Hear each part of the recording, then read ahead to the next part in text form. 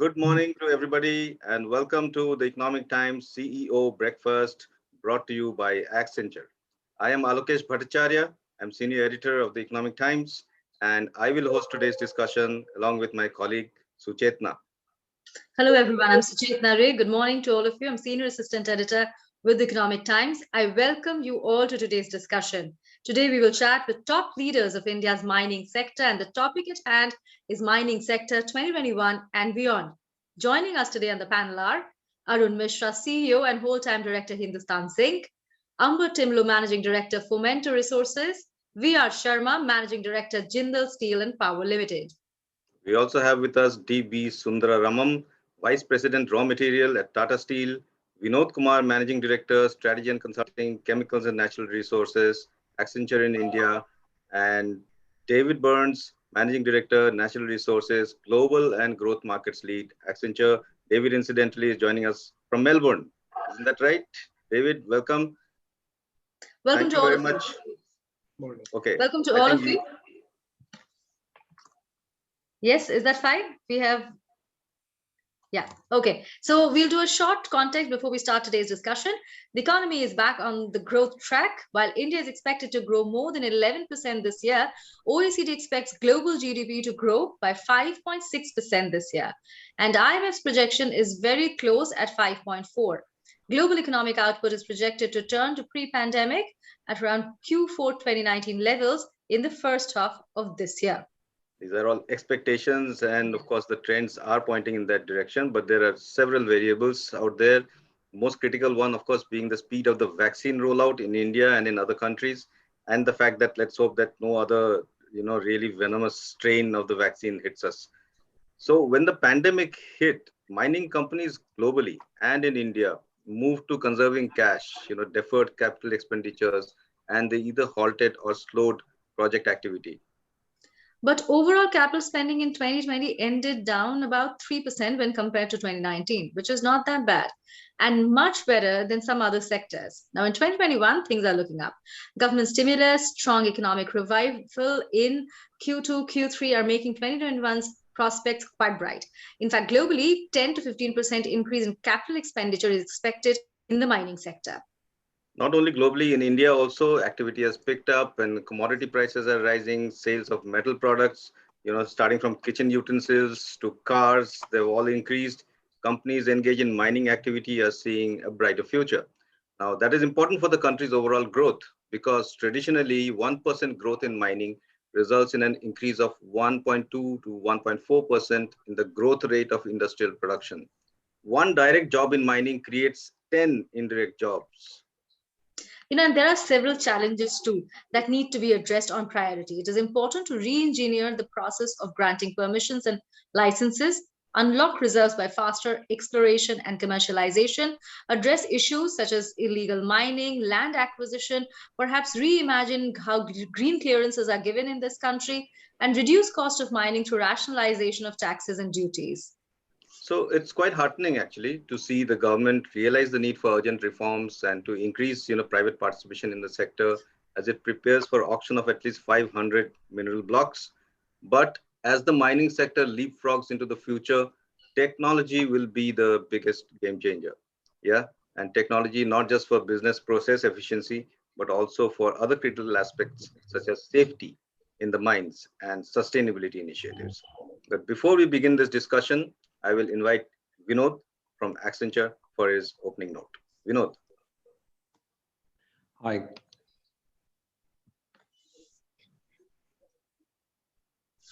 Yeah, I'm just sharing my screen. So,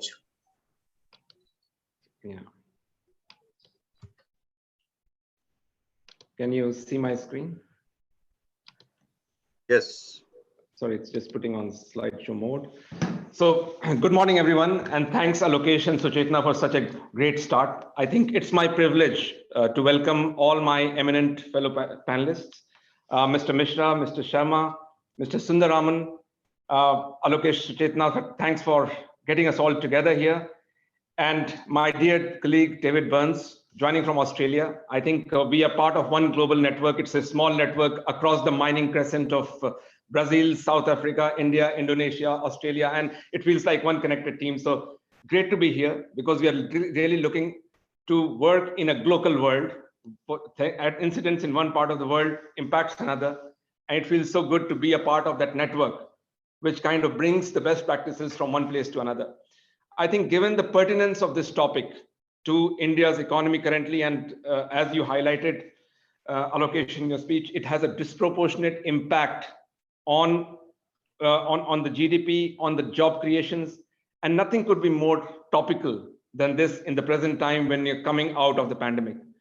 Before we go to the specific India-specific challenges, I thought that it will make sense possibly to just start with talking a bit about the global trends. And some of these global trends have repercussions from the India perspective as well.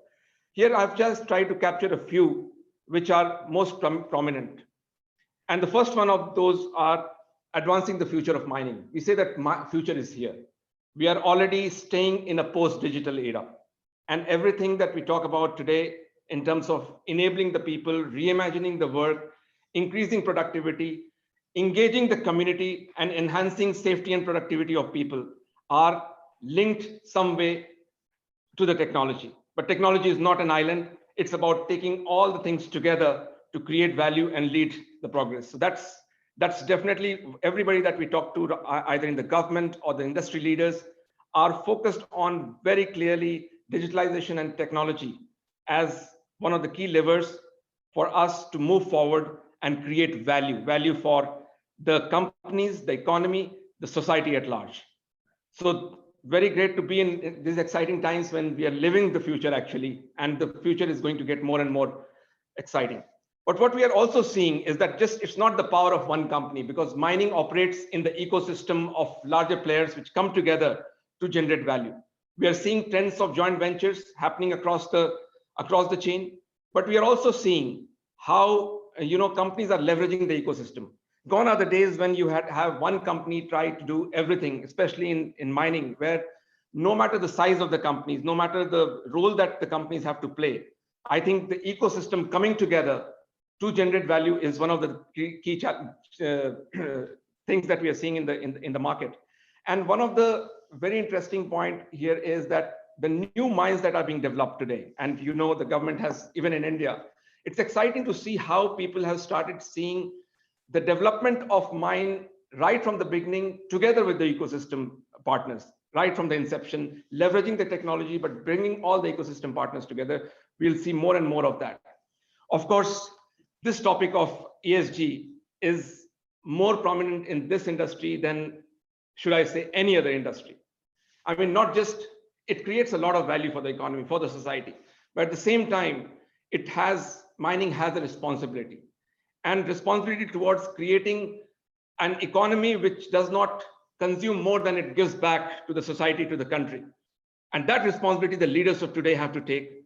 And I'm very pleased to say that every leader that we talked about, and every senior leader that we interact with, very clearly focus on, they have ESG as one of their top agendas in their strategic objectives. The question that Accenture has also put forward, and it's a question to the community, that will mining companies be the first movers to hydrogen economy? Most recently, Anglo American has gone live with a thought process on how they are really transitioning to that kind of economy. And we are very excited to say that mining industry will play a very, very key role in this entire journey in reducing the carbon footprint on Earth. Of course, safety and health has been, and health today in post-pandemic areas, we don't need to re-emphasize, but safety was always a top priority of the mining industry. The additional focus on safety also means that a small disruption can be very big. We have seen that across the globe, but it's very, very important that how do we create a touchless kind of environment at the mine site with the people, with the men, machine, material that come together to work and create the final value. And last but not the least, we are living in a never normal world. And hence the supply chains and mining, we all know, we have been working in this sector. It's not an industry which can switch on and switch off so easily. So it is an industry which has to adapt to this volatility. And I must say that given that the pandemic has shown us the way, in a way to see how you tackle volatility and make your supply chains and your entire operations more resilient. We'll see a bit of that as we go ahead in this presentation. So these are the 5 trends that I wanted to bring to the table. Moving from the global side, I think if we zoom on to India, we have already talked about how important it is. We are a natural resources rich country. And the role that natural resources and mining plays in the growth of the GDP cannot be overemphasized.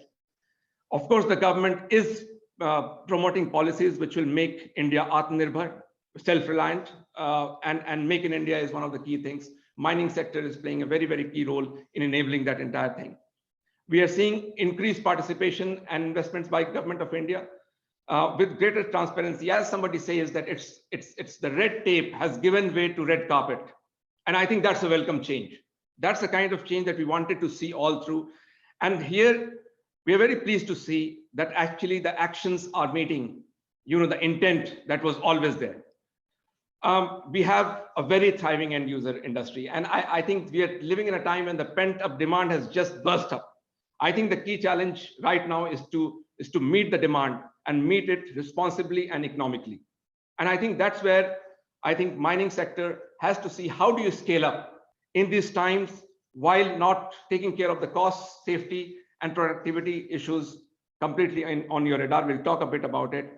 And of course, pivoting to the new, I think companies have already, the new era is upon us, as I said, but it's very important to see that how are we leveraging this, not just as a nice shining tool in the hands of people, but something which becomes a new way of working for companies and for them to use that to enable people to reimagining work on a day-to-day issues. How does that impact the miners on the ground? Because they are the ones who are actually on the site, creating value day in and day out. How does it enable them? And then enables the companies to meet the growth aspirations as we have seen in the context. So with this, I think background and the responsibility, which also brings in the balancing aspect of economics with responsibility towards the environment, I would welcome you and lead you into this session, and would request Alokesh to take us into this discussion. Thank you very much, ladies and gentlemen, for your time. Thank you, Vinod. Thank you, Vinod. So along with Alokesh, there's also Suchetana who will take proceedings ahead. Thank you for your presentation, Vinod. As you mentioned, there are 5 key trends, and as we go ahead with this discussion, we hope to look into those trends and see how they are playing out in India. As far as India is concerned, yes, very positive moves from the government, but we're yet to see whether the intent actually translates into implementation on the ground. I'll take the first question to Mr. Misra. Sir, Q3, we saw 36% rise in year-on-year net profit, and it was mainly what we saw in your books is that it was on account of strong recovery in metal prices and cost-cutting measures. Now that the economic recovery is clearly visible, what does that mean to your company's prospects over the next 12 months? What do you think are the key challenges? Mr. Misra. So the uncertainty that we had in both from Q1 onwards till Q3, although our numbers improved drastically, the uncertainty, I will not rule it out, as I have been saying in all public forum, till about FY22. I don't rule it out because we are more worried about the uncertainty than what we were 1 year back. So no amount of vaccines will make us certain that whether newer strains are not coming in or newer epidemics are not going to strike. So why I keep harping on that is we should not give up on the gains that we have made during the COVID time. The learnings that we have taken, the structural changes we have made, there is absolutely no time to relax. We cannot go back to what we were before COVID. So meaning that the changes in cost-cutting measures we have done, the changes in operating regime we have done, use that as a platform and then only build upon that on our future model of business. So on the cost cutting, we are continuing and absolutely on the focus, whether be it on the power cost or be it on the consumables cost, coal cost.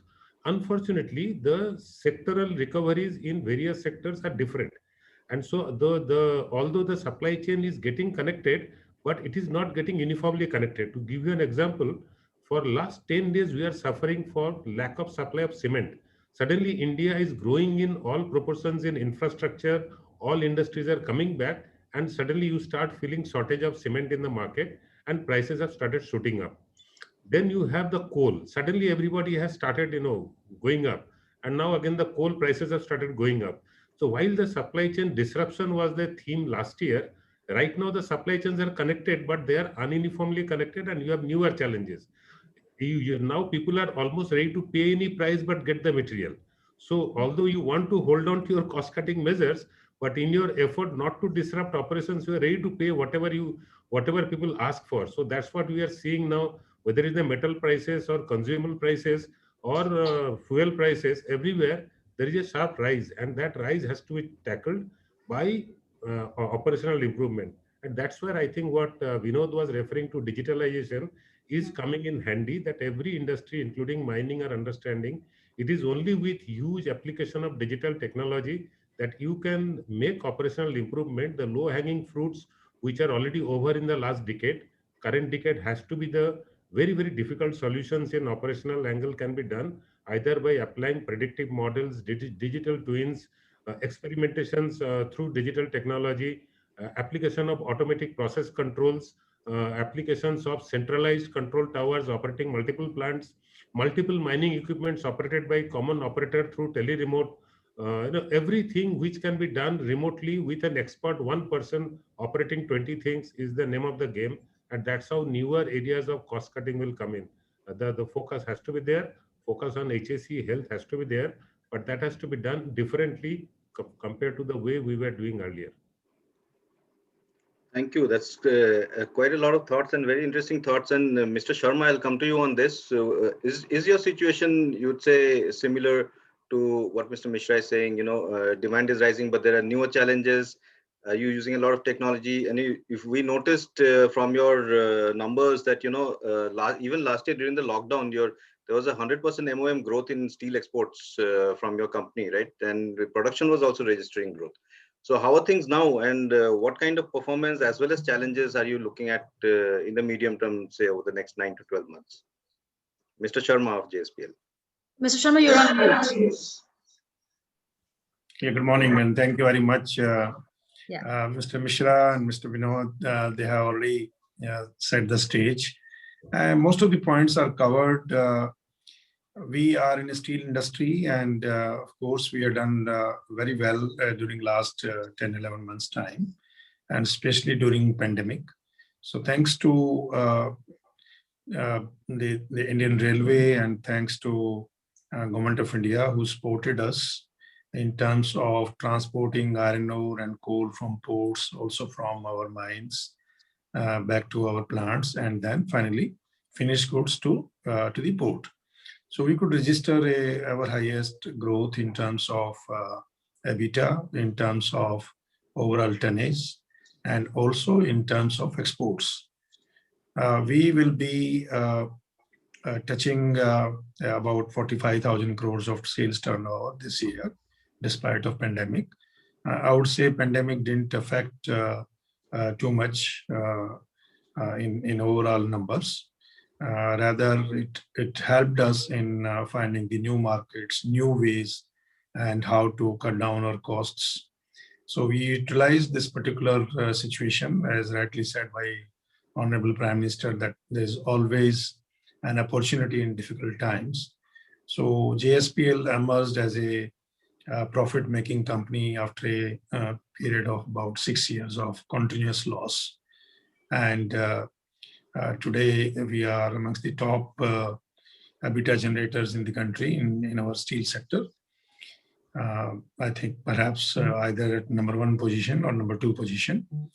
As far as the challenges are concerned, yes, there are challenges today. We do not own any iron ore mine, but luckily we are located in Odisha and Chhattisgarh.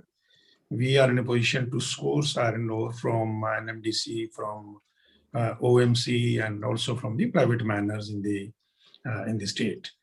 So this is one area. The other area is, fortunately, we have the iron ore beneficiation plant. So whatever iron ore which is unusable or is of low grade, we beneficiate it and we utilize the same into our pellet plants, and we are managing well. As far as the other challenges are concerned, like coal is a big challenge. We are still importing a lot of coal, especially the coking coal.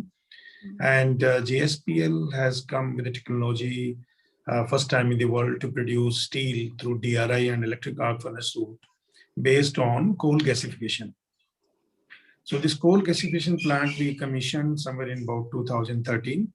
But unfortunately, this plant was not working. It was just on and off. Intermittently, it was working because there was no coal available. So we were allotted a coal mine, but that finally this coal mine was cancelled in 2014. So since from 2014 to 2019, the availability of coal was very, very, very less. Finally, we found that over a period of time, Coal India increased their production. When Coal India increased their production, that was a blessing for us. That was a blessing for us. And we found that coal is available in abundance. Finally, we were in a position to run our coal gasification plant. And this gasification plant is having capacity of 225,000 cube per hour. And we are using this syngas with coke oven gas mixed together, and we produce DRI. Right. So this is the first plant in the world producing DRI. So here we are doing the syngas. We are making syngas out of Indian domestic high ash coal, where the hydrogen is 60% and carbon monoxide is 30%. Now we are working how to convert Indian coal into hydrogen. As Mr. Vinod was telling that hydrogen is going to the future tomorrow. We are already working, and hopefully we'll be putting a plant in next 2 years' time how to convert Indian coal into hydrogen. The moment it comes, then it will help us in producing DRI at a very much affordable price and cheaper prices. So in a nutshell, there were challenges and there were opportunities as well. And today, the Coal India has ramped up their production from 600 million ton to about 800 million ton. We expect they should do more. They should produce at least 1.2 billion ton. 20 years back, China was producing 1.8 billion ton, and today China produces about 4 billion ton of coal. So we are, we have the capacity. We have 350 billion ton of coal available in the country, but the resources are not exploited fully. If you don't do it today, then I think in times to come, next 20, 30 years time, the coal will not be used in the world, and this coal will remain buried under the ground. So that's all from my side. Yes, of course. We'll come to that question a little later, but I'll come to Mr. Ambar Timblo. While we talk about opportunities, we talk about technology, yours has been a question of existence, right? There's been the pandemic, there has been the mining hasn't resumed in Goa. Is there a silver lining somewhere? What are your expectations from 2021? I know the all-important final hearing is underway as we speak. Well, yeah, I mean, one is the legality of everything, the court cases, etc. But I think the resilience of the Indian entrepreneur and Indian industry to remain optimistic is quite fantastic. So we always look towards a silver lining and say there is one. Goa's had an unfortunate period over the last 3 years because on certain legal interpretations, mining has still remained suspended, an industry that constituted nearly 20% of the economy at the time of the shutdown. And of course, again, this has had nothing to do with environmental matters or ecological matters. It's purely legal interpretation as to when the tenure of mining leases in Goa continue till. It's been a frustrating experience, but what we have seen uniquely over the past 3 years is there's been a consolidation in purpose of the industries. There's not a competitiveness, there's more cooperation. State government, central government, panchayat community, everybody finally realizing that the problem is jointly to be owed and owned and sort of taken forward. So as a result of which, we've actually come closer together as an ecosystem, as a community to try and solve these problems. And I think in due course, what that is going to make our industry, at least at the Goa side, far more resilient going forward. I found, of course, just on specifically on the pandemic, at a company level, what we've found is that it's only shown all of us are the extent of our fallibility, but at the same time, how small and how interrelated everything is. And what I've actually noticed is that the level of communication and decision making is actually improved in this course of time, because in the past, because we'd say let's meet together or physically meet together, those things would end up getting delayed in process. Now those options don't exist. People meet far more, albeit it be virtually, but at the same time, the intent to take a decision is much faster now. So that's a positive. But yeah, talking about Goa, the Supreme Court hearing should be underway today. We're hoping that will sort of clear the road for showing what I believe to be the two most important things towards the mining industry is tenure and production capacities. So once those things get clarity, then all the other variables can come in place. So we're quite hopeful, and we look forward to a positive result going forward. Thank you, Ambar. In fact, I'm happy to see the 206 people watching us now. So we have crossed the 200 mark, which is twice for what my expectations were. And it's great that this, panel has evoked such strong response. So, Mr. Sundara, if I look at Tata Steel numbers, my eyes are like glazed over, right? Whether I look at consolidated numbers or standalone numbers, they're all the same. You have stopped giving percentages. You're saying 4.3x. 2.5x, it's like beyond percentages now, right? So if I look at some numbers that I've got down here, consolidated profit after tax improved 2.4x QOQ and 4.3x YOY, right? Thankfully, your EBITDA increased only 53% QOQ, if I can say that. Right? And even in India operations, the things are phenomenal. You had the highest EBITDA ever, right, in the latest quarter. And so the performance has obviously partially been led by the improvement in the raw material scenario, the rise in the commodity prices, right? The fact that you're able to sell more, the economy recovering. But what is your outlook now for the business of your company? Has the pandemic helped your outlook towards raw material security? And what are, despite all the numbers, the fantastic numbers that are out there, what are still the core challenges that you face? Yeah, thank you. And good morning, everybody, and good afternoon, David. Yeah, I agree. The sentiment has been up during and after the pandemic. And if I just touch upon the raw materials security, see, Tata Steel has always believed that raw material security is one of our key strategies and one of our key strengths. And this pandemic has reinforced and strengthened our belief. I would give an example, though in Q1, the steel plant suffered. The plants at Angul, Kalinganagar and Jamshedpur operated at 50% and between 50 to 60% because our finished goods could not be moved as the lockdowns were announced in the last week of March.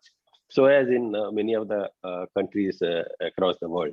But to your surprise, our mining operations didn't stop even for 1 hour during the pandemic, even during the peak pandemic. I would definitely thank the communities who rallied with us during this pandemic, our employees and unions who appreciated our point of view, and also the way the local administration and the district administration, the state governments and government of India supported, because they declared steel as an essential commodity, so as the mines connected to steel.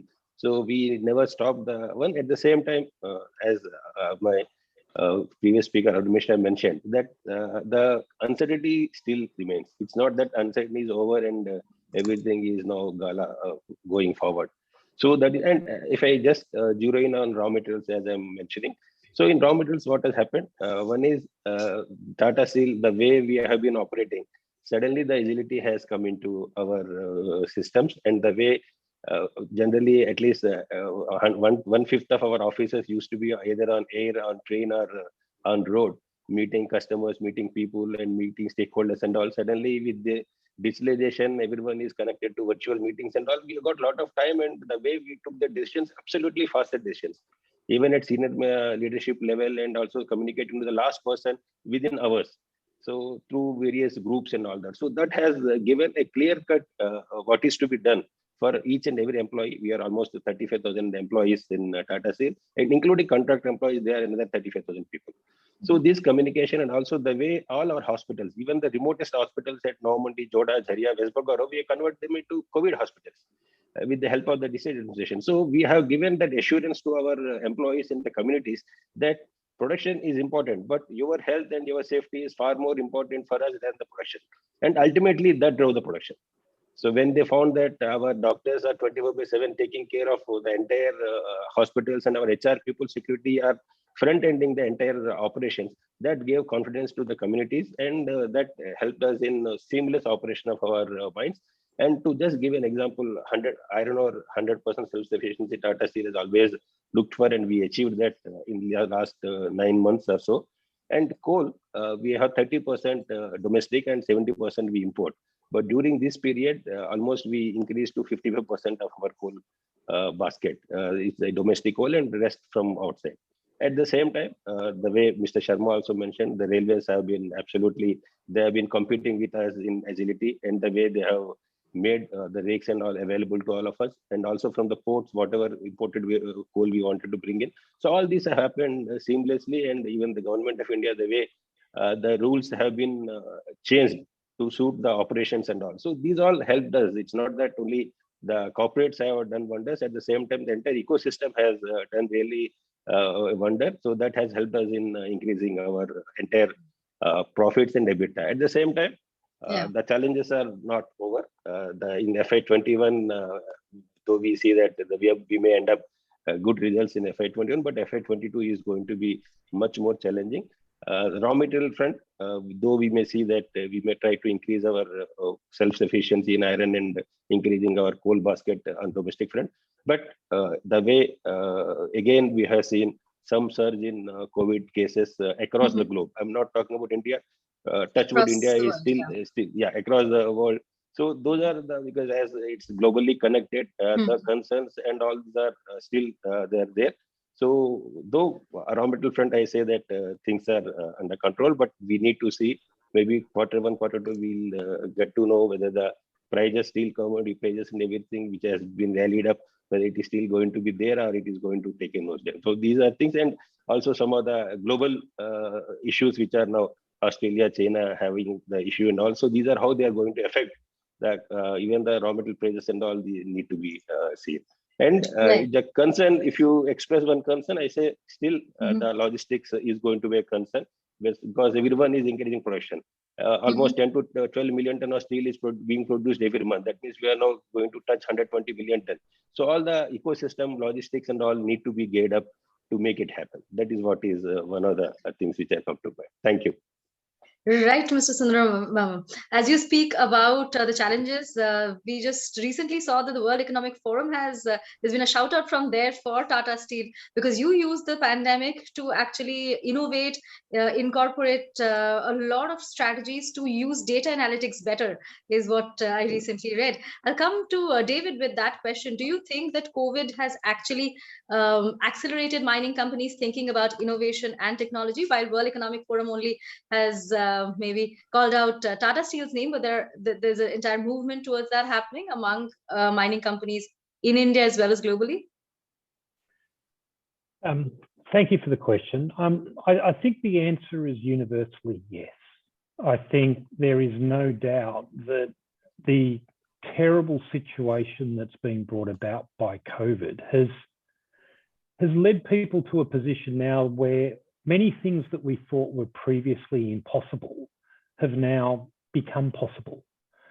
In many conversations, I deal with clients all the time where things that they had been trying to achieve for many, many years were actually successfully implemented or successfully put in place in a matter of many, many weeks. And I think, there's been a very much a change in mindset around what I would kindly describe as admiring the issue or doing a proof of concept, where many organizations had spent years doing a proof of concept. They suddenly moved from concept to implementation in a matter of weeks. And many of the things that my colleagues have outlined were as a result of that, because technology enabled that to happen. I think I think the challenge moving forward is we need to improve, perhaps, and it sounds a little counterintuitive, but I think the level of standardization needs to be improved. I think innovation has been good in many instances. Perhaps it could be a little bit of a band-aid, dare I say. But if you're going to truly scale innovation, you need to standardize it. And I think if we look to some of the other adjacent industries, and I myself came out of the oil and gas industry before I joined the mining industry. And I think, I'm not suggesting that the oil and gas industry is perfect and not that they do everything well, but what they are able to do in some instances is to scale innovation, and they have very standardized processes and technology platforms. And then when you can do that, you offer a degree of resilience. And I think that's the challenge for us. It's great that we've captured the innovation. It's great that we've improved performance. We've done a lot of things we've been thinking about. But the question is now, how do we embed that in our business? And how do we make that successful in the medium term? Right. Vinod, do you want to come in here and talk about the Indian space, really? There are, of course, forerunners that you see in Tata Steel, in Hindustan Zinc, in JSPL, but do you think that COVID has made a case for faster adoption of innovation to unlock the capacities, underutilized capacities in mining in the country? Yeah, no, Suchetana, thanks for that question. I think all my eminent panelists have talked about how the pace or acceleration of the change has only increased. I would just say that it's not about technology as a standalone thing. It's about the human resilience. What we have actually seen in these times are that how people, companies, communities have gotten together to make things happen. I think technology has been in these times more prominent and more important than ever before. But left on its own, it would have not made the differences. I think what we talked about, and I was just reflecting on the comment that Mr. Sharma made earlier, and having the advantage of dealing with multiple companies in the ecosystem, one can see multiple perspectives. It was a matter of pride to interact with some of the executives at Coal India Limited and to hear that all through the pandemic, the people, the miners on the ground have kept our lights up. They have worked hard to increase that production and reach to this level, which will make India self-reliant and self-successful. So I think the key thing that I see here is how everything has come together, leverage what was already there. As my colleague David mentioned, I think it was always about proof of concept. It was always about the art of possible. Now it's no longer the discussion on what is possible. Let's make it happen, because technology is not a constraint. The ability of technology to enable men, machine, material, and the communities was always there. The cost of technology has gone down exponentially. It's important how we apply those. And hence, the pace to implementation is what is very heartening to see, especially in this industry. And the results are for you to see in terms of how. At the same time, I think as my eminent panelists, Mr. Misra, everybody highlighted, in fact, it's not a time to be complacent about, because uncertainty is still around the corner. So how do we maintain that gain that we have already made and not let an urgent situation impact us into action, right? It's about proactive actions, which is building on this foundation. And I must say, having interacted with colleagues across the globe and India, we see a lot of positivity in that direction in terms of leveraging it even more. So that's a very welcome change, Suchetana, to your question. Okay. Thank you, Vinod. And yeah, lots of welcome changes around us. Let's just do a slightly deeper dive into the future outlook that we all discussed. It looks positive for most of us. Let's take a look at a little bit into the commodities aspect and where we are going there. So for instance, Mr. Misra, we were just talking just before the panel began, about how zinc prices have spiked, right? Since April last year, it's gone up some 55-60%, even though it's tempered slightly in the last couple of weeks. But what does this say about demand going forward, right? How do you see demand, and how do you manage the production? Because are you ramping up? Because commodity prices also tend to be pretty volatile, right? They'll go up one day and come down the next day, and you're left with excess capacity that that's not meeting any demand. How do you plan for it, and what's your outlook on this? So as of now, Wood Mackenzie report on the demand per se. expected globally about 1.5 to 2% growth in zinc demand, and in India the demand will be slightly more, to 2.5 to 3%, assuming that all the steel players, their old products which is going to galvanizing, looking at number of the vehicle units getting sold quarter on quarter, that shows a rise. The farm equipment shows a rise in sales. So we always see that about 2.5 to 3% growth in zinc in India will happen. Fortunately for Hindustan Zinc, our 1.2 million ton project almost got over just during the COVID time. So although we could not take full benefit this year we should end anywhere between at a metal level of 960,000 tons to 970,000 tons, which will be way beyond what we were pre-COVID. It will be highest ever production even post we became fully underground. And next year looks like we will make a business plan of achieving about 1.1 to 1.2 million ton of metal. So that's the growth rate that we are looking at, year-on-year growth rate. And we look at the cost numbers, we'll see a cost push from the commodity prices which are going up across the board. There will be quite a bit of pressure on us on the cost side. On the price side, looks like anywhere between 2,600 to 2,700 the play will be there, dollars per ton. It won't vary much beyond that. So we have to have a very, very good innovation drive on the operational parameters. How can we do the operational consumptions lesser than what? There will be huge pressure on environmental norms. Although government will open up, make it easier for the industries to operate and on a self-certified basis. But for the big companies, the moral strength to remain on the right side of the law and remain environmentally compliant and be green is much higher now compared to what it was earlier. And post-pandemic, the entire society's focus on environment has been much higher than what it was earlier. So that also, you will see a lot of investment going into environmental compliances, or improving reducing the gases emissions. So that we'll see this year. And we will also see a lot of investment on talent acquisition and good talent management. Post-COVID, when the sectoral growth happens in various levels, there will be huge amount of talent flow from industry to industry. So and especially mining industry, which is a difficult industry, and we being most of the underground miners, very difficult to get first-class mining engineers, and that too certified for unrestricted first-class certificate to work in metal mines, are very difficult to find in India. So we will have a double the effort to retaining talent, developing talent, and expose them to the newer technologies of the world. This will be the challenges, but I see a lot of opportunities going forward. Right, Mr. Misra. One of the opportunities round the corner as far as the government and their policy is concerned are the auctions that are going to take place. And, Commerce Minister Piyush Goyal recently said that he assured actually that reforms in the sector will be carried out to usher in transparency. My question is to Mr. Timblo. So what is the outlook of the private sector to these auctions? Over the years, we've seen tepid interest from the private sector, and we understand why. Because of, what has played out in Goa, finally, that has hurt companies because mining has been stopped. So what do you think about the private participation about mining auctions this time around? Well, I'll limit myself to the sector we're principally in, which is iron ore. Yeah. Of course, as you can see internationally also, the prices for iron ore are at a record high. The way we look at it, the way we look at it is in India is such a vast and diverse country in terms of not just the size of it, also the nature of the geological formations of the mineral across the country. The banded formations in Madhya Pradesh are very different from Orissa, but very different from Karnataka. Karnataka is extremely different from Goa.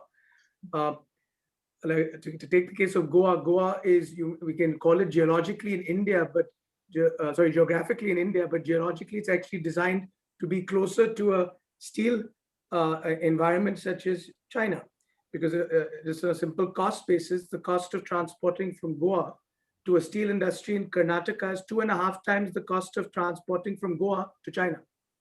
So it just goes to show that a policy which is completely, cannot be that one shoe fits all, will have to be location specific, geologically the formation specific. And on the concept of auction, the difficulty I've always had seeing that when you are auctioning something, you have to have a reasonable idea of what is it that you're auctioning. The size of the deposit, the nature of the deposit. It's easy to auction operating assets, which is what we've seen a lot of in Orissa over the last year and a half, where it's in operating facility, you know more or less what the production levels are, you know more or less what the deposit is, so you know what you're bidding for. At the same time, while the auctions have happened in the last couple of years, the policy governing them has shifted. Initially, they would give out some auctions for captive purposes and then say some can be for non-captive purposes. And now I understand that the ministry is proposing to do away with the differentiation between captive and non-captive, which is an extremely welcome suggestion. But in retrospect, I feel that should have been done on day one as opposed to 5 years, 6 years later. That's one. Two is also there needs to be much more incentive for venture capital into the industry. When I mean venture capital, I mean into prospecting and exploration. And those kind of investments need far more protection than what they're getting today. Otherwise, the reason for people to enhance the knowledge about the nature of deposits, etc., is not going to, no one's going to be really incentivized to do that. At the same time, going forward, I mean, it's encouraging that the government is pushing for the growth of mining, because we always say that India is a mineral giant but a mining pygmy. But at the end of it, we hope that these kind of initiatives by the government actually will, the most important thing, they have to result in operation of the areas. I mean, just we have to see the numbers on what areas have actually been auctioned and how those have actually been realized today. So all these nuances have to be kept in mind. I mean, again, I'm stating that, I mean, if you take a case of where we are operating in Karnataka, there are other limitations. So presently, because of the Supreme Court, no iron ore from Karnataka can be sold outside the state of Karnataka, other than being sold to a value addition facility in India itself. So there's a limitation to that mining sector on its own. So you will never really unlock the true nature of that mineral, whether it is through an auction or if there are other restrictions. So I think states have to get more involved. In fact, states have to start looking at what is the best proposed way to go about their auctions. But I think in course, I think the government seems to be extremely focused on the growth of the mining sector, and to that we're quite positive. Right, and we are all positive and hopeful that the auctions will go off well and government reforms will also come into the sector. Mr. Sharma, you are back. I was about to ask where you've gone, because my next question was to you, and there are quite a few questions for you from the audience also, Mr. Sharma. So let me combine my question with theirs and come to you with this. One of the questions Satinder Chadda is asking us from the audience is that steel plants have shown profit, and like you said, you have reached profit after 6 years. So Satinder's point is steel plants have shown profit because steel prices have increased by 43%, right? So what plans does steel plants have to improve efficiency? And the other question from Ashwini Kumar is also directed at you, which says, are we heading for steel shortage in the next few months if the end markets were to pick up? Are there any steel segments where you're facing demand-supply mismatches? Right. So to these, my point also is that steel prices have surged, and they've surged like never before. They've surged in China. They've surged in other places. And can this be sustained? Is your profitability only linked to the high prices? Are you doing other things to ensure greater efficiency and make this profitability more sustainable? Yeah, thank you very much. So first of all, I agree that the steel prices have gone up. There is no doubt into it, and these are gone up globally. Not only steel prices, if you see the metallic prices like iron ore or pig iron or DRI or pellets, everything has gone up. I remember that in the month of October 2020, the scrap prices were at about $305.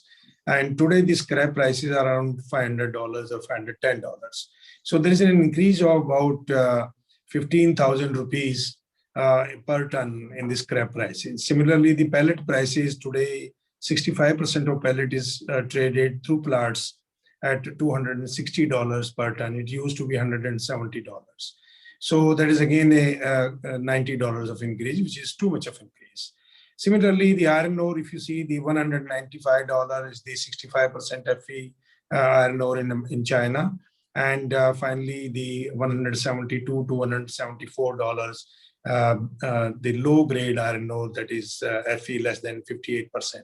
So this shows that there has been an increase on pan commodity basis, whether it is aluminum, copper, zinc, everything has gone up. Not only the metals or the steel, even the general commodity, the building material, it has gone up.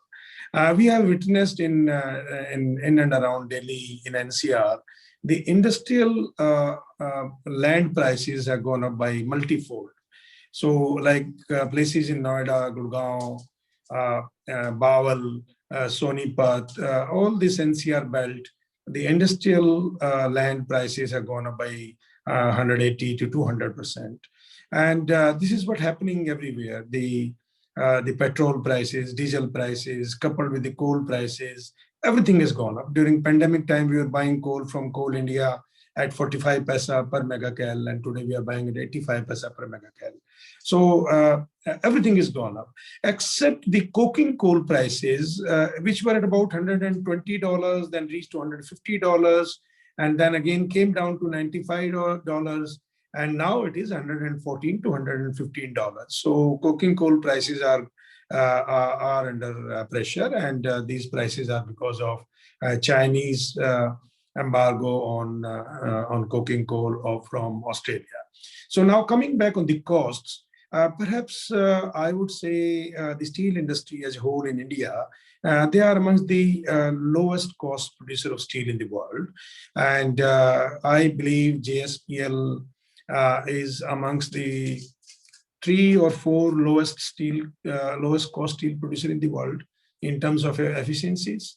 So now coming back on the shortage, yes, there will be shortage of steel in times to come. Whatever we have done in pandemic time, the whole world, out of the entire population, say about 450 to 500 crore people, they were sitting at home. And the moment they came out, rightly said by Honorable Finance Minister, Mrs. Sitaraman, that this is the pent-up demand which is coming. And this is the pent-up demand we are seeing now. This will take at least 2 years' time to normalize the world commodity market, and especially the steel. It cannot happen overnight. India produced only 99 million tons steel in a calendar year from 1st January 2020 to 31st December 2020. India is having a capacity of 140 million ton. We'll be ending up somewhere in the financial year, maybe about, if you see April to March, same about 98 to 99 million. So we are looking that, okay, next year we should be say about 110 to 115 million ton. But still we are short of capacity utilization. The other area is country is looking to reach to 300 million ton of capacities by 2030. But it sounds very difficult unless some of the financial institutions, they do come for the core sector industry to rescue them. And the greenfield projects are to be avoided. I'm using this word, are to be avoided, because greenfield projects means it will be very, very difficult to balance the ecosystem, to find out the land, to acquire the land, to arrange the railways for them, to arrange the waterways from them, to arrange the power, electricity distribution for them. Very difficult. But it is, on the other hand, the brownfield projects can definitely do much better job. And the people, those who are having 1 million ton of capacity, they can increase to 3 million, 4 million. People, those who are in the micro industries like 200 to 300,000 tons per year, they should reach to 1 million club or maybe 1.5 million ton club. The companies like Steel Authority of India, Tata Steel, JSPL, JSW, ArcelorMittal, the RINL, all these companies should increase their capacities to 200%, I would say. It's not 100%, 200%. So total put together, the big steel players, they produce about 60 million ton. They should reach to about 100, 120 million ton. Yeah, right. We saw your announcement also about expanding your capacity at Angul, right? Which is in keeping with what you're saying. Yeah, we are going to increase the capacity to 25.2 million ton in Angul and 12.6 million ton in Raigad.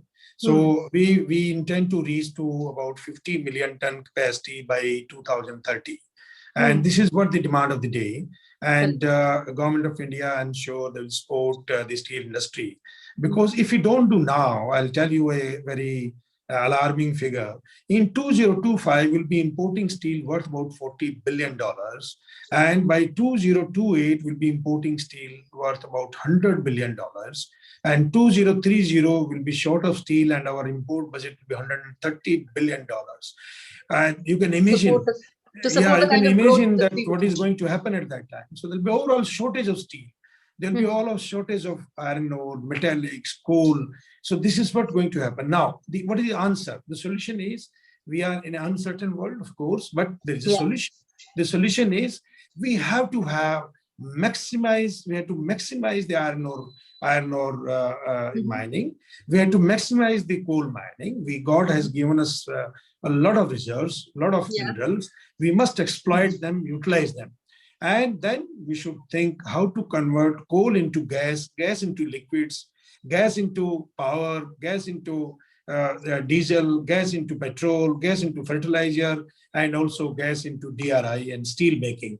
Tata Steel also planned to put up a plant coal to liquid, and way back in 2010 with Sasol. We also in JSPL, we thought in Talcher, your plan to coal to liquid in Talcher. But unfortunately, these plants didn't come because the coal mines were not available. So my request to Government of India through this platform, that Government of India must liberalize the coal mining sector, iron ore mining sector, any other sector, whether it is bauxite, copper, coal, or iron ore, whatever. So that should be liberalized. The people, the NGOs, the local people, they should be pro-mining industry. And then number 3, yes, mining, rightly said by Mr. Bhattacharyya, that yes, and also by Mr. Vinod, that mining people will also have to see that the ecosystem is well managed, well balanced, and we must take care of the CSR activities. We must generate employment, and we must generate revenue for the nation. Correct. Mr. Sharma, taking from what you're saying, I'll come to Mr. Sundara, Ramam. We're talking about a government and private partnership to unlock the value that mining has in India. So my question to you, sir, how should the private sector now look at partnering with the government to do that at a time when the government is promising reforms? Thank you. I think it's a very relevant question at this juncture. So before I talk about the private participation, I must appreciate the reforms which the government has brought in last 1 year and more than 1 year. To start with the amendment of MMDR Act in 2015, then all the lapsed mines in March 2020, whatever the non-captive mines which are lapsed, that already they are put in for auction. And many mines have also been auctioned and the production has started. This is a good welcome step. Apart from that, under Atmanirbhar Bharat, many initiatives have been announced and they are underway in May 2020, like commercialization of coal. Now the coal blocks have also been auctioned. So now from government point of view, I think they are also very forward-looking and they are very progressive thinking. And now the onus lies on the private sector, how we grab these opportunities. Having said that, definitely when we internally within India, yes, private players are very much interested. That's the reason why there have been active participation in these auctions, whether it's iron ore, coal, or any other mineral. But yes, if you want to invite, if you want to attract investments from outside, then some of the things we need to have global benchmarks. For example, you also mentioned when you were giving the introduction, saying that the tax in mining. Mining taxes are one of the highest in India. Even without taking premium, it varies around 60 to 64%, which is very high. And also some of the interpretations at various levels, like royalty over royalty. So all these things are adding up to the cost of mining. See, as mentioned by Mr. Sharma, it's not that the steel prices are going up. Everything, even all the input prices of steel are going up. So as the iron ore prices and the coal prices and all. Over and above, these taxes and all are not going to be very attractive for people who would like to invest in India. And also there have been some interpretations with respect to illegal mining. There have been some interpretations with respect to penal interest rates and all that. So though they said the amendments already they are underway, and I think anytime cabinet may approve. So if that is implemented, if those new norms are implemented, I think there will be much more the mining industry will be much more attractive. And today we are not even 0.5% the contribution, the mining contribution to India GDP. And I'm very much sure with all these proactive initiatives, we may contribute almost 3%. And the employment generation, as mentioned by Mr. Alokesh, also the employment generation is going to be huge. For every 1% of employed is going to be 10 indirect. That means almost 25 to 30 million employment generation we are expecting in this. Just to give a perspective of Tata Steel, where Tata Steel stands in these challenging times. Today, we are around 19 million tons we are producing, including all our plants at Angul, Kalinganagar, Jamshedpur, and we have got Tata Steel long products at Adityapur. So our plan is to move to 25 million tons by 2025 and 30 million tons by FY30. So Jamshedpur, we are planning to move to 14 million tons, 8 million tons at Kalinganagar phase 2, it's underway already, and also from 5.4 million ton to 8 million ton at Angul. So that makes 31 million tons as far as steel is concerned. And coal is concerned, as I said, we would like to be under Atmanirbhar Bharat, we would like to be self-sufficient as possible. So today we are at 30 million tons of iron ore production, all our mines put together, and we have plans to reach to 55 million tons by 2030. So as coal, today we are producing around 5 to 6 million tons of raw coal. We have planned to reach to 20 million tons of raw coal. That gives around 10 million tons of clean coal by 2030. So there has been a good recovery. And also we would like to capture the opportunities which are there. And not only that, we are also we had discussed with Coal India also, how can we increase our domestic coal basket, which I mentioned earlier also. So we are in talks with BCCL and CCL. We can take the coal, we have our washing capabilities, and we can increase our domestic coal so that we can reduce imports from outside. So this is our outlook. And the way I mentioned, that the way the new and recent amendments which are going to be implemented in this MMDR 1957, I think the mining industry is really looking for a big jump, and the private participation is automatically going to happen the way the conditions are there. Apart from this, the major bottleneck today we see is the logistics. Though the private miners and all, everyone is trying to have slurry pipelines and all, because the way generally in the month of February, March, we find that the coal has to be fed to all the, because the summer is reaching, so coal has to be fed to all the power plants. So there is some, you can say, shortage for railways are concerned for iron ore and all that. So all these can be addressed. If all these can be addressed even in the peak months, then I think the supply and logistics, if that is smoothened, that is a major constraint for increasing all these, because all the plants have plans, as Mr. Sharma mentioned about JSPL, so as JSW, Tata Steel, SAIL, everyone has plans to enhance the production capacities and also reach to 100% of existing capacity in next 1-2 years. So that can only happen when we have the ecosystem, whole ecosystem rallies, and the supply and logistics they get enhanced. So these are some of my thoughts, and I'm very much hopeful that private participation is definitely going to increase in these areas, mining states, wherever we have got mining as a big boom, which I am seeing. Right. Thank you. And before I come to Mr. Misra with the next question, Mr. Raman, there is one supplementary question for you. And we have with us in the audience Mr. R.P. Ritola, who is the former CMD of Central Coalfields. And he has asked you a question. And his question is, what is the roadmap of Tata Steel to increase the availability of domestic coking coal, and to what percentage? What impact will it have on the cost front vis-a-vis imported coal? Yeah, it's if Mr. Ritolia is listening to me, good morning and good afternoon, Ritolia sir. He has been my guru, because after he left Coal India, he has been with Tata Steel for some time, and he has been our guide. So, it has been, this has been his concern. Yes, this has been his concern for quite some time, and I appreciate the concern. That with the way Mr. Sharma told, with so much reserves of coal reserves in India, so why should we import it all? First thing is, why should we import it? And the second thing is, why should we import some thermal coal? To surprise everyone, we are importing hundreds of millions of thermal coal as well. Because of logistics, the way Mr. Ambar mentioned, it is easy to send to China rather than to send inland the iron ore. Similarly, the coal also, the logistics is a major issue. That's why many shore-based, offshore-based plants are importing thermal coal. And also, and the contrary to that is, unfortunately, Coal India does not have the washing capacity, so they are using good coking coal, they're giving it to the power plants, whereas this can be used in the steel sector. So we have a definite plan. As far as we are concerned, we are using medium coking coal in West Bengal. It is not prime coking coal, but still our steel plants have modified to stamp charge batteries. So since we are modified to stamp charge batteries, 100% stamp charge batteries, we can use our medium coking coal. And we have tested during COVID time that up to 60% we can have, because this ash is higher. We use almost 18.5% ash, whereas we import 10.5% ash, so that when we mix that, the coke ash becomes around 15 to 16%.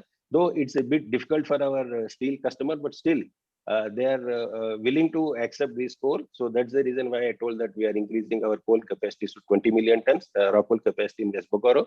And we are also looking for some medium coking coal to auction, because till now thermal coking coal blocks have been auctioned. So we are also looking for some medium coking coal. At the same time, we also had a discussion with Coal India subsidiaries, CCL and BCCL, saying that we have washing capacity. We are willing to buy, or we are willing to also have merchant washing for you, and so that you can also sell the same thing to Steel Authority of India, so that the import can be reduced. So this is our plan. And we have a clear roadmap for increasing our coal capacities and also increasing our washing capacities as far as. I'm sure you can. I'm sure after this event gets over, you can get on a call with Mr. Ritola and have a nice chat with him. Sure, longer chat with him. And Mr. Misra, now we would come back. Vinod, yeah, you have a point to make?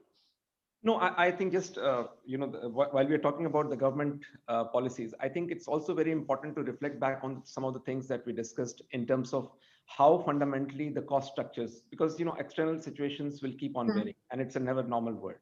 I think technology has given us the capability, as all of us have realized, to fundamentally relook at our cost structures. And that's where I think those across business cycles will not change. I think I've personally had the fortune of seeing how Tata Steel, for example, is using analytics, has been using quite early in the time, as has been recognized by the world, and we have been together in some part of those journeys. I think using the advanced analytics now to take it to the next level is something that will give that cost advantage that will survive across business cycles, and that's very important.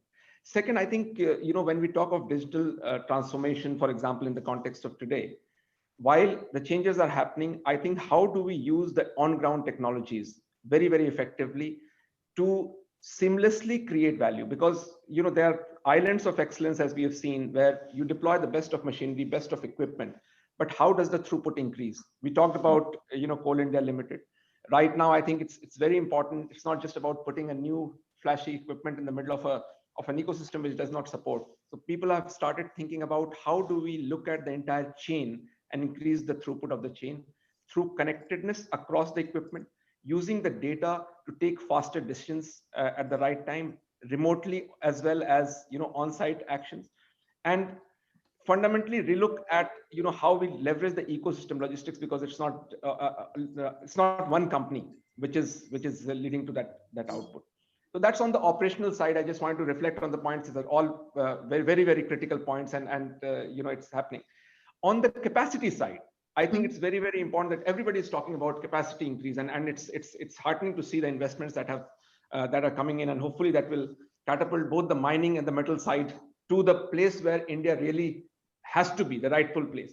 But one of the key things in capital projects that we have seen is the schedule risk, the cost risks that always comes with, and there are so many moving parts.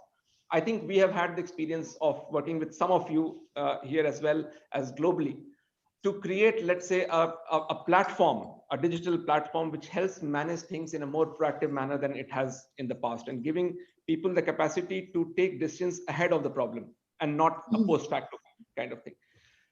The reason why this is important is it reduces the cycle to the first ore, to the first steel. And that's so much critical to your plans of whatever we have discussed in terms of what we want to achieve. So these two things taken together, the overall fundamentally relooking at the cost structure internally and externally, and relooking at capacity expansion from the perspective of how do you get to the first production or the first ore faster than ever before using technology, are two things. And we have seen that happen, actually. This is not an imagination, because we have actually lived through it, through connected men, machine, material on the ground, coming together and creating that value. It is only going to get accelerated. I just wanted to highlight that. Of course, Yeah, the aces for, yeah, go on, sir. I was going to say that the aces for Tata Steel, both at Kalinganagar and Jamshedpur, are perhaps combining technology with upskilling, right? Absolutely, absolutely. Yeah. You want to say something? Yeah, yeah. So the way Vinod has mentioned about it's not the machines and it's not how we operate that. So when we have the discussions about capital expenditure, because all these machines are highly capital intensive. So if you say that I have a requirement of 10 machines I can immediately say that you can use only 7.57 machines and you can achieve the throughputs, because the way technology has now changed rapidly. I would just like to give a small example that we have got the fleet management system, wherein the operator is on 24/7. He is being guided where to dump, where to go and take a load and all that. Not only that, we have, with the help of Kumar, so Kumar tracks is there. It also tracks the behavior of the operator. All the 8 hours when he is on the dumper, he sees how he operates the machine, whether it is as per the norm or is there any deficiency or deviation. If it is done, then after observing him for 10 days, 15 days, they give them some points. The system gives him some points. After that, he's taken out, he's put it on a simulator and seen that, for example, he's supposed to use a retarder, but he's using a service brake, which is not safe as far as safety is concerned. So then again, he is being trained and again sent back. So this continuous monitoring of these people we have seen, not only the productivity has increased, we have seen that the damages of the machines and all have come down drastically. So this is what I just I wanted to echo what Vinod has told. Absolutely, it's right when we say that everyone knows that if you put in more capex, you'll get more machines. But is it the right solution? And how can we optimize your? I wanted to take that question to Mr. Misra actually. The technology, the other side of it of increasing efficiency is reducing carbon emissions, and we've seen over the years how at XZL you've adopted several cutting edge technology to meet two goals. One is safety, enhancing safety. The other is reducing carbon emissions. So, what are the areas of investment for you when it comes to technology adoption? Correct. So for us, even recently, we have signed an MOU with Epiroc for introducing EV vehicles in the underground. So we recognize the fact that the days of fossil fuel run vehicles are over. It's a matter of 3 to 4 years time when we'll have all mining fleet completely on battery operated, and they will be the order of the day. One, it gives of course, no emissions in the underground mine, and second, it also provides a very good uptime for the equipment. The battery operated equipment will have about 30 to 40% more availability from the fossil fuel equipment, simply because the lack of transmission not being there, the lack of jerk, the engine noises, vibrations not being there, and so on and so forth. Third will be the battery operated equipment with its own battery source, which provides a very stable voltage supply. All the electronics and the hardware will be very compliant to the digital drive that we are looking for. And that is the way to go for us. And we have already decided to introduce one of the deepest mine in SK mine in the deepmost area to operate the full fleet of battery operated vehicle this year itself. That means loader, dump trucks, what we have cement spraying equipment, spray mac, charmac for the support equipment. That one complete fleet will be this year. And then we have a plan in next 5 years time, go progressively to entire battery operated equipment in the mine. And that will be the order of the day. If I look at technology transformation, it's just not digital. It's also the transformation, the way we mine itself. And second, there will be a lot of robotics in underground mine. We are already gone to remote operation of loaders, telemetric operations. From the surface, we can manage operations for quite a distance in the underground mine. But I see automated truck operations and automated loading operations will be the order of the day, and that is going to come in our premises by another 1 to 2 years. And this year I have a plan of trying out automated truck operation in one of the mines. In one truck I want to operate and then move on from there, because that will apparently shows there will be a loss of job for operating kind of job, but there will be huge amount of job which will be on maintenance and electronics or what they call in mechatronics kind of jobs that we look at electronics nowadays. So if the jobs quality will vary, they will shift from one sector to another, but more wealth will be created and hence more job will be created. That's fantastic to know. And, of course, there is always the balance that if you're going to use robots, in the underground and all, then what happens to the labor? but there is also the safety aspect of labor going underground and getting trapped inside, and we have seen so many accidents happen. My supplementary to you also, I believe that Hindustan Zinc has moved away from open cast and gone into underground mining. Is that an accurate assumption, and why have you done that? Do you think the industry should move towards that? No, 100%. Only some to the mineral itself. The zinc-laid minerals are mostly deep-seated minerals.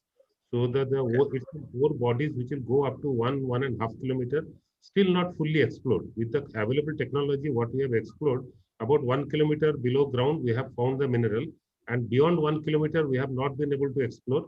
As we reach to 1 kilometer depth, from there through underground exploration, we'll go further down into the earth.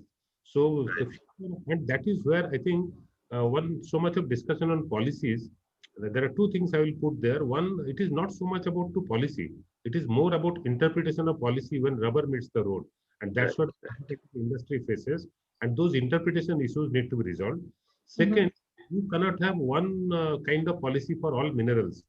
Base minerals like ours, which is 1 kilometer down the ground, is just not possible to explore from the surface to the extent you do. And you cannot auction. Today, even if you auction Hindustan Zinc mines, there would be no takers. I have reached up to 900 meters below ground. For me, it is easier to stretch another 200 meters. A fresh starter has to invest to reach up to 1 kilometer below the ground. It's just not possible. So there are things that are much more complicated as we go to the high value materials, whether you call it zinc, lead, antimony, gold, platinum. For those kind of minerals, we have to have separate policies, separate rules. Bulk minerals, separate rules.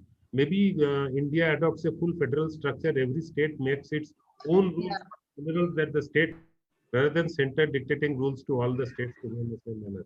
That's been a long-standing demand, yes, from the states as well. I think this space to watch out for, and there will be a lot of changes in this space in the coming 1 or 2 years. Yeah. Right, and the same question to Ambar Timblo, Mr. Timblo. Tell us about your technology plans, and also, about the federal point that Mr. Misra. I'd like to touch on exactly what Mr. Misra said about that, because what if we look at what the MMDR Act was pre-2015, it actually was more federal than the Act is today. In fact, at that time, it was the state's prerogative to decide whether mining leases should continue or not continue. And now what has happened since 2015 is that decision doesn't lie with the state anymore.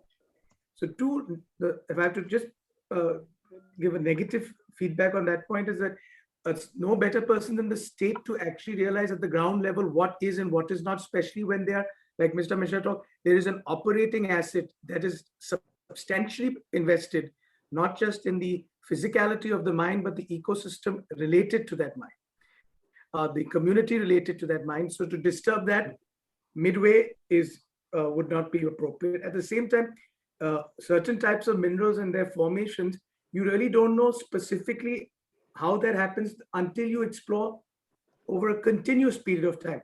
And while you're exploring over a continuous period of time, you realize anomalies, you realize different formations. At the same time, technology is evolving to make what was not ore yesterday, but can be made ore today. And the obligation of any mineral developer has to be to ensure the longevity of the deposit. Now, when you put a physical timeline on a deposit, you actually compromise the mindset of the mineral developer to say, sorry, you've only got this much time, and within that much time, you have to extract a mineral. So if we assume or not assume, since the mineral itself is a public asset, the obligation should be to ensure that it can be harnessed to its best and longest and largest capacity. Keeping in mind consumption requirements, keeping in mind generations to come, equitable distribution, all these things need to be taken into account. And from the federalism side, I think states are in a better position to do that, but that's unfortunately not right now. In fact, recently I think I read it in the ET itself, or there was some talk in the ministry that the central government is saying that the state is having difficulty auctioning in its state. The center can conduct that process, which is another step further away from the concept of federalism. Vinod, you want to say something? Yeah. No, I before think we come to David. Yeah. That's fine. Go ahead, Vinod. Go ahead. Sorry. No, I was just reflecting on the point that, leveraging technology to get everything and the government policies and your point on how, these things are synced up. I think the question that you also mentioned, Amber, and the point that Mr. Misra also mentioned is how do we run our business more responsibly? Because at the end of the day, no other industry gives so much of responsibility on the shoulders of the leaders to say that it's not about compliance. It's being ahead of the curve, both in terms of thinking about community development, using the latest technology to actually make that happen before it is forced upon us, right? And in that light, I think there are some thought leadership that we have available. Correct. We'll come to that before we take this question to David. David, we've been talking about another trend, a trend which is catching up globally. It's arrived in India, which is about hydrogen. Your take on it? Oh, look, I think hydrogen certainly is a topic that's entertaining much consideration and thought. I think there's no doubt that electrification offers significant benefits from both a safety and a ventilation perspective. Okay, but I think hydrogen is really where I see a lot of thinking and consideration being done at the moment. I think it certainly has some challenges, okay, to widespread adoption. I don't think one can deny that, whether that be refining, storage, infrastructure, high production costs. But I think the industry that we're all a part of has got the capacity and the expertise to safely manage and consider the opportunities that hydrogen provides us. I think there's a lot of work to be done. But I think when I look at all of the organizations that I'm lucky to sit here today with, we've certainly got a lot of experience with driving and developing and exploiting, large technological change. I think to answer the question, I think it will happen. I think there are three benefits. There are three major areas where it's going to happen. I think it's going to be a driver in many, many countries around the potential from a carbon reduction, a carbon footprint. I think governments are going to push it quite strongly, particularly in some jurisdictions. Okay, I think the second area that it really can fundamentally change is costs. When I look at our cost profile around power and fuel as being major components, we've talked about cost reduction. I think the argument around productivity, hydrogen can significantly influence. Okay, and I think the third area is really what will drive it also. And we're sort of starting to see that in some instances in Australia at the moment, where you're looking at moving steel manufacturing to the iron ore supplies. I think hydrogen in terms of an energy source for remote operations, for remote locations when you can co-locate adjunct mineral deposits with processing and refining. I think that's the third area where we will see some significant benefits. And I think we will get to the point in the next year where we're starting to see publicly, more and more instances of hydrogen in our operations, whether it be load and haul or actually processing and refining. We're not that far away from that, is my humble opinion. Right, and we also we have almost run out of time. We are at 11:26. So we got 4 minutes left, and that gives us just about a little bit of a brush with the community aspect. And we'll come to Mr. Sharma. In terms of in terms of companies' contribution to the environment and their impact on the environment and communities and all, we know that the mining industry has been doing a lot for communities that are impacted. But the narrative is slightly different, and the perceptions are slightly different. So we'll can we have a small bit of a little conversation for 5-7 minutes around this aspect and what's your company doing in this area? We'll start with you, Mr. Sharma. Yeah, thank you very much. Actually, sometimes the country feels, or the countrymen feel, that all of the minerals what we have today, there is an equal right of everybody, and they must be consulted before any of the mining rights are given to anyone. Basically, this has to be a very big policy decision. The government of India must come with a right policy that when somebody needs the mines, or in the interest of country, the mining sector is open to the private sector. In that case, Government of India must specify as to what is the expectation of the people. I mean, we go for the public hearing, we go for the land acquisition, we go for the environment clearance, we go for the forest clearance, and then finally we try to generate a revenue for the nation, direct and indirect taxes for the nation, and finally the industry is seen with different eyes, and people still feel that they are not doing something good. I think there is a big gap, communication gap or written policy gap in between the doer and the taskmasters. So that has to be clarified. Then not many NGOs or the local people should be encouraged to stop mining or to come for Gherao or Dharna or whatever. I think these are the areas where government must look into if we want to develop the nation and we want to generate taxes directly as well as indirect taxes. It runs in thousands and crores of indirect taxes and direct taxes when we have the mining sector open. So this is what is required today. Land acquisition is another big issue.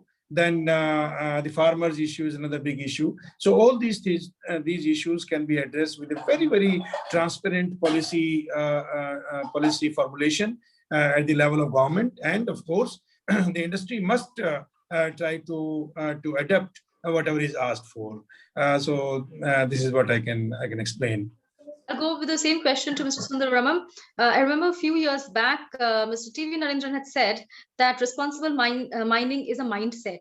And with the correct mindset, you could actually change the entire landscape of mining in India because it's so mired in controversy. Your take? Yeah, I 100% agree with what Mr. Narendran has mentioned, because we are not only a steel player, we have been one of the biggest mining players also in India. And some of our mines, for example, Navamundi, 1924, we started mining operations. We have been operating for last 100 years. So as our Jharia coal mines, we completed 100 years in 2019. So we always believe that communities, the social license to operate, we need to get that respect from the communities. Once we get that respect from the communities, your operations have been absolutely smooth flowing. This we have seen, because I said out of 30 years, 27 years, I stayed in the mine areas only. The intent is honest. And if there is deployment on the ground and people rally around you, the community support you, and you can do wonders. That has been my take. And the way the CSR 2% and all has started off late. But Tata Steel and the mining wing of Tata Steel has been spending more than the CSR spent over years. That is the thing. That's why today we feel very comfortable operating in far remote areas, whether it is Navamundi, Joda, or West Bokaro for that matter, and Sukinda and Bamdipal. These are the areas. But we always have our footprint there. We not only produce, we also have our ecosystem there. People are with us. We take care of the communities, whether it's education, whether it's sports, whether it's a cultural transformation. We wanted to preserve the culture. For example, just to give an example, Ho script we have brought in, that why can't we increase Varin Kshiti? So we have been asking the Mukhias and all the people to come to classrooms and learn Ho script. So these are some of the things we want to be connected with people. So today we are not away from the community. That's why we feel very comfortable. And that's what Mr. Narendra meant, that it is a mindset. If I say that there are hurdles, then always I would look at them with that eye only. If I feel that they are part of the system.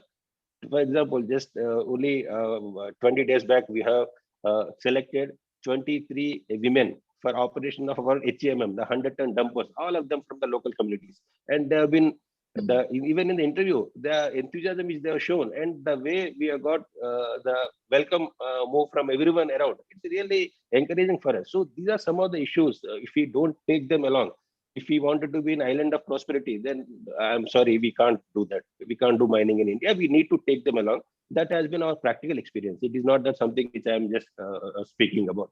So I feel we need to take them along, and that is the thing. And definitely the policies are helping us. It's not that the policies are not helping.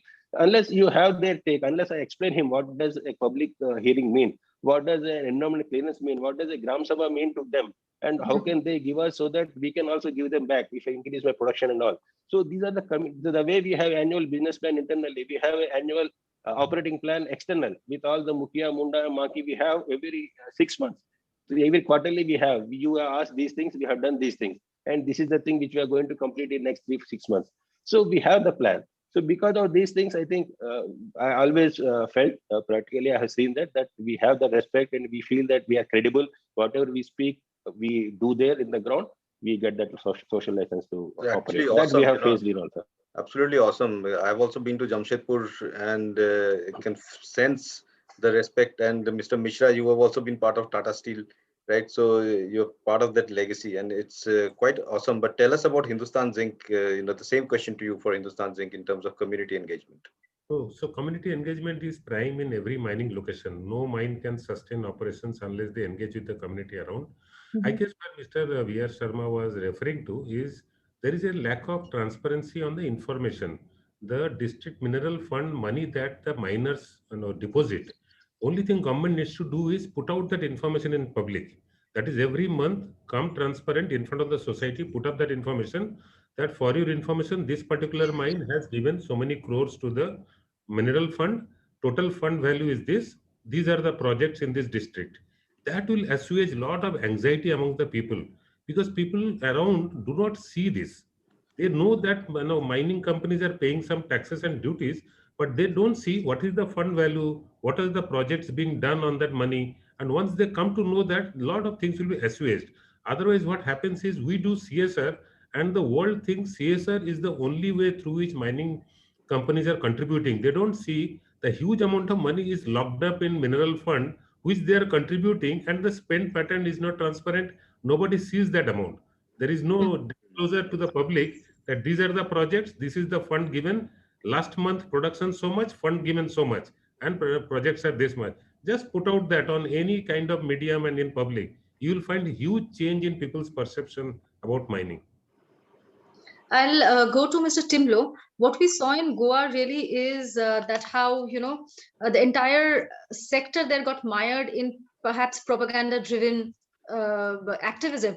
Do you think dialogue is the only way out? And how do you think the government and the miners there, the private players there, could collaborate to harness the natural resources that we have in Goa? Well, thanks for that question. I just, interestingly, all the main mining companies, us included, as well as Vedanta, but much before the District Mineral Fund even was law, we created what was called the Mineral Foundation of Goa about 15-20 years ago, wherein which all the companies would contribute a corpus and initiative and projects for empowerment, infrastructure, everything would be taken up by that foundation, and that continues to do so today. And that's how the industry continues to work together and has worked before. Of course, now things like District Mineral Fund have made that that kind of initiative through deposit of money in a fund then is going to be educated by the state government.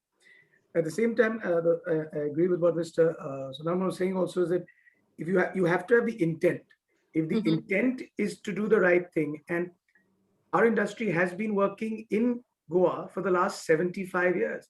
We've gone through 2 sovereigns, which was the Portuguese, then to India. We've been through different market situations, different economic environments, and there has never been a shutdown of mining ever till recently. The issue is, then your question was on where is the narrative and should there be dialogue? The question is, Goa has the suspension of mining happened due to a particular NGO. I believe that the narrative usually is discussed in every location other than the location of operation.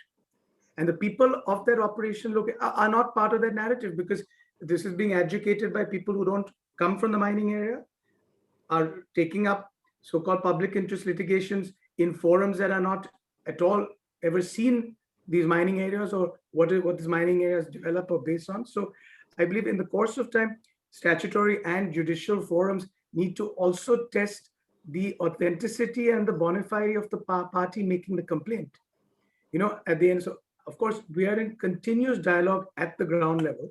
Goa is actually, as all of you know, such a small state. So everybody knows what everybody else is doing. It's not that it takes you a day and a half, 2 days to reach site or anything like that.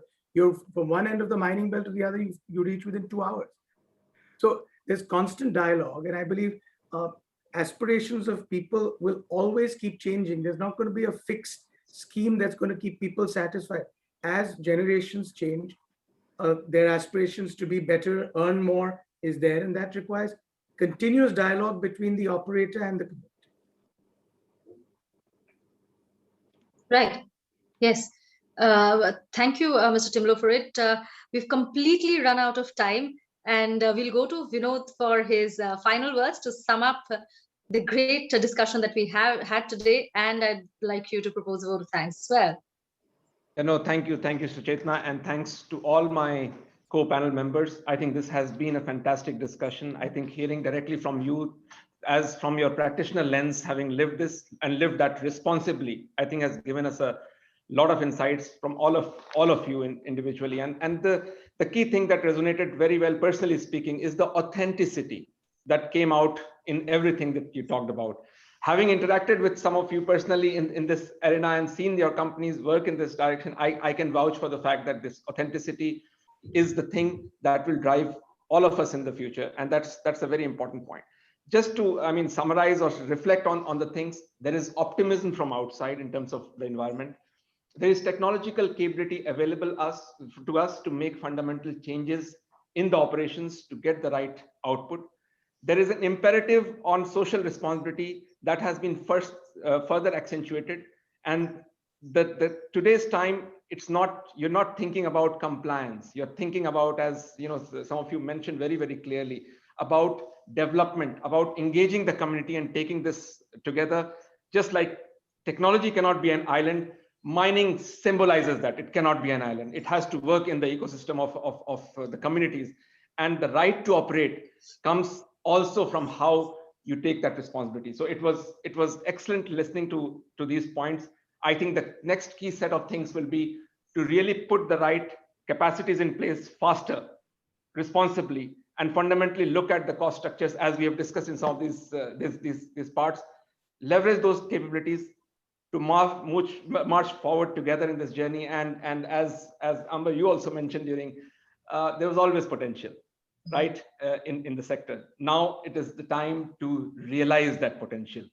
From being mineral rich to becoming a mining giant is what we as countrymen aspire to be. And that's where I will like to end this on a note of positivity with all of you. And my sincere, heartfelt thanks to all of you for being a part of this discussion and sharing your invaluable insights. So thank you so much for your time. And Suchetana, Alokesh, back to you. Thank you very much. Vinod, and that was a wonderful session, really one of the most intense and in-depth sessions that Suchetana and I have moderated, to be quite honest. Yes. And a deep thanks to all of you, Mr. Timblo, Mr. Sundaraman, Mr. Misra, Mr. Sharma, David, Mr. Burns, Vinod, and Suchetana, my co-moderator. I must say that we keep exchanging messages with our team members, and you all have found a lot of fans within our team today. So hopefully we will be able to take that forward. We will be in touch with you. Thank you for joining us today. Thank you very much. Thank you, everybody. Nice thank you. Thank you very much for your time. Bye. Thank you. And thank you to Accenture for this opportunity. Bye. Thank you.